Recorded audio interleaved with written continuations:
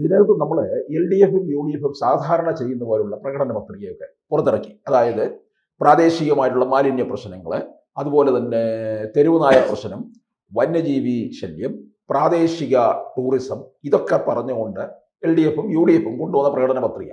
പക്ഷെ തിരുവനന്തപുരത്ത് BJP മുമ്പോട്ട് വെച്ചിരിക്കുന്നത്, ഇവിടെ അധികാരത്തിൽ വരികയാണെന്നുണ്ടെങ്കിൽ 45 ദിവസത്തിനകം പ്രധാനമന്ത്രി നരേന്ദ്രമോദി തിരുവനന്തപുരത്തെത്തി തിരുവനന്തപുരത്തിൻ്റെ ഒരു വികസന കുതിപ്പ് പ്രഖ്യാപിക്കും എന്നാണ് പറഞ്ഞിരിക്കുന്നത്. ഇതൊരു പുതിയ രാഷ്ട്രീയ തന്ത്രമല്ലേ ഇത്? തീർച്ചയായിട്ടും. കാരണം നരേന്ദ്രമോദി എന്ന് പറയുന്ന വ്യക്തി, അല്ലെങ്കിൽ നരേന്ദ്രമോദി പ്രധാനമന്ത്രി, ഇന്ത്യയിലെ എമ്പാടും ജനങ്ങളെ സ്വാധീനിക്കുന്ന ഒരു വ്യക്തിത്വമാണ്.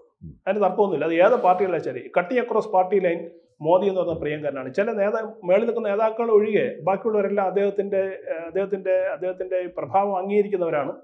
അദ്ദേഹം രാജ്യത്തിന് മുന്നോട്ട് രീതി അംഗീകരിക്കുന്നവരാണ്. അപ്പോൾ അതുകൊണ്ട് തന്നെ മോദി തിരുവനന്തപുരത്ത് വരും, ഇത് പ്രഖ്യാപിക്കുമെന്ന് പറയുമ്പോഴത്തേക്ക് ജനങ്ങളിൽ വലിയൊരു പ്രതീക്ഷ തീർച്ചയായിട്ടും സംഭവം ഉണ്ടാകുന്നതാണ്. അതുകൊണ്ടാണ് അവരങ്ങനെ ഒരു പ്രഖ്യാപനം നടത്തിയത്. മോദി വരുമില്ല എന്നുള്ള രണ്ടാമത്തെ കേസ്. പക്ഷേ ആ പ്രഖ്യാപനം രാഷ്ട്രീയമായ നേട്ടം BJP ഉണ്ടാക്കി കൊടുക്കുമെന്നുള്ളത് യാതൊരു സംശയമില്ല. മറ്റൊന്ന്, തിരുവനന്തപുരം കോർപ്പറേഷനിൽ കഴിഞ്ഞ 5 വർഷം നടന്ന കൊടിയ അഴിമതി നോക്കൂ. 5 വർഷം കൊണ്ട് 10,000 കോടി രൂപയാണ് ബഡ്ജറ്റ് ഇനത്തിൽ കോർപ്പറേഷൻ കിട്ടിയിട്ടുള്ളത്. ഓരോ വർഷം 2,000 കോടി വെച്ചിട്ട് 10,000 കോടി രൂപ. ഈ 10,000 കോടി രൂപയിൽ എന്ത് വികസന പ്രവർത്തനമാണ് തിരുവനന്തപുരം നഗരസഭ ചെയ്തത്? തിരുവനന്തപുരം വാസികൾ നോക്കേണ്ടതാണ് എന്ത് വികസനമാണ് ഇവിടെ നടത്തിയത്. കൂടുതൽ വാർത്തകളും വിശേഷങ്ങളും നിങ്ങളിലേക്ക് എത്താൻ ABC മലയാളം സബ്സ്ക്രൈബ് ചെയ്യുക, ബെൽ ബട്ടണും അമർത്തുക.